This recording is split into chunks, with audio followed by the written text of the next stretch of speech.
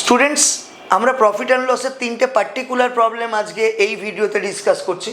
তোমরা দেখতে পাচ্ছ, বলছে একটি দ্রব্য বিক্রয় মূল্যের ওপর 20% ক্ষতি হলে, একটি দ্রব্যের বিক্রয় মূল্যের ওপর 20% ক্ষতি হলে ক্রয় মূল্যের ওপর শতকরা কত ক্ষতি হবে। এই যে টাইপটা, অর্থাৎ বিক্রয় মূল্যের ওপর এত পার্সেন্ট লাভ, ক্রয় মূল্যের ওপর কত পার্সেন্ট লাভ, বিক্রয় মূল্যের ওপর এত পার্সেন্ট ক্ষতি, ক্রয় মূল্যের ওপর কত পার্সেন্ট ক্ষতি, এই যে টাইপটা। আচ্ছা, এই যে ক্ষতিটা হয়েছে বিক্রয় মূল্যের ওপর 20%, ফ্র্যাকশন ভ্যালু কত? 1/5।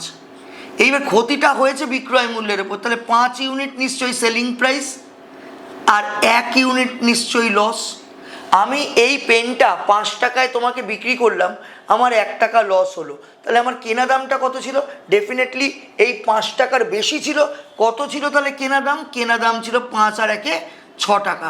এবার বলছে কেনা দামের ওপর কত পার্সেন্ট লস হবে। 1 টাকা লস, এবার কার ওপর বার করতে হবে? 6-এর ওপর। 1/6 যার ফ্র্যাকশন ভ্যালু হয় তার পার্সেন্টেজ ভ্যালু হয় 16.213%। তোমাদের যদি এটা বুঝতে অসুবিধা থাকে তোমরা এটাকে 100 দিয়ে গুণ করেও দেখবে। 50/3 16.213%। অর্থাৎ সেলিং প্রাইসের ওপর বিক্রয় মূল্যের ওপর এত পার্সেন্ট লস হলে ক্রয় মূল্যের ওপর 16.213% লস হবে। নেক্সট, এটা খুব ইম্পর্টেন্ট একটা টাইপ। 2 নম্বর প্রবলেমটা এখানে যেটা আছে, বলছে এক দোকানদার দুটি দ্রব্য প্রতিটি 8,000 টাকায় বিক্রয় করেন। যদি মোটের ওপর তার লাভ বা ক্ষতি কিছুই না হয় এবং প্রথম দ্রব্যটি যদি 20% লাভে বিক্রয় করে থাকেন, তবে দ্বিতীয় দ্রব্যটি তিনি কত পার্সেন্ট লসে বিক্রি করবেন। কেন লসের কথা হচ্ছে?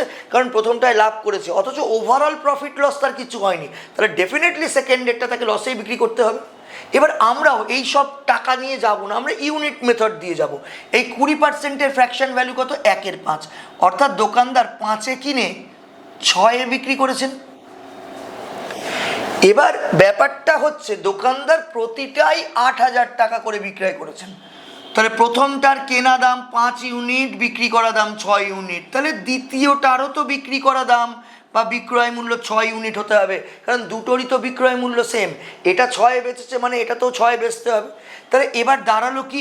দুটোর বিক্রয় মূল্য হয়ে গেল 12 ইউনিট।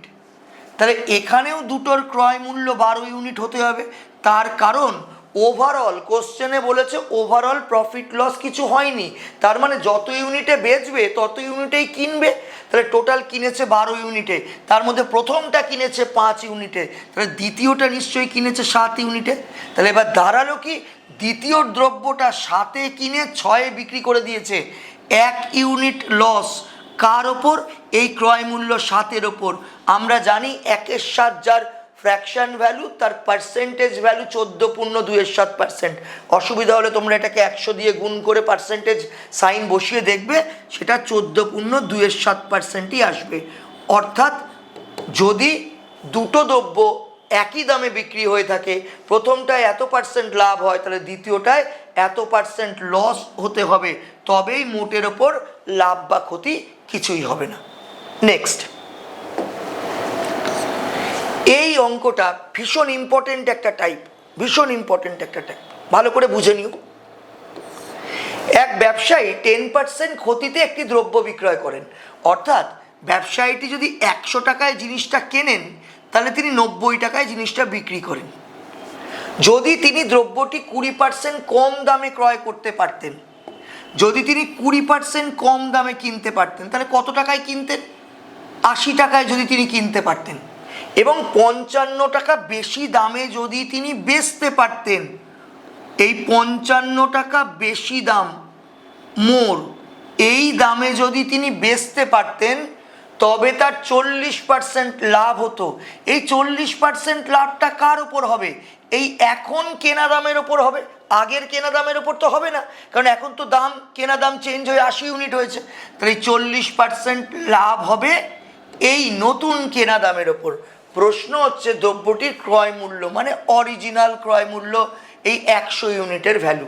আমরা কি করলাম আরেকবার বলি, আমরা ধরলাম অরিজিনাল কেনা দামটা 100 টাকা, দোকানদার বিক্রি করেছে 90 টাকায়।